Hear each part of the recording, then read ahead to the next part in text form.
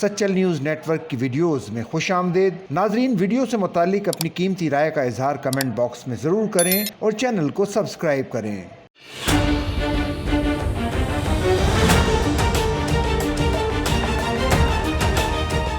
سرمایہ کاروں کا حکومت کی کاروباری پالیسیوں پر اعتماد بحال ہونے کے نتیجے میں ملک میں غیر ملکی براہ راست سرمایہ کاری میں نمایاں اضافہ ریکارڈ ہوا ہے۔ ملکی معاشی استحکام کے لیے اسپیشل انویسٹمنٹ فیسیلیٹیشن کونسل کی کاوشیں کامیاب نتائج دے رہی ہیں اور SIFC کی مؤثر حکمت عملی کے باعث غیر ملکی براہ راست سرمایہ کاری میں 41% اضافہ ہوا ہے، جس سے سرمایہ کاری $1.6 ارب تک پہنچ گئی ہے۔ توانائی، زراعت اور ٹیکنالوجی سمیت دیگر ترجیحی شعبوں میں کاروباری سودے سرمایہ کاری کے رجحان میں نمایاں فروغ کا ثبوت ہیں۔ معاشی استحکام کے لیے دفاع، IT اور توانائی سمیت مختلف ترجیحی شعبوں میں تیز رفتار منظوریوں سے سرمایہ کاروں کا اعتماد بحال ہو رہا ہے۔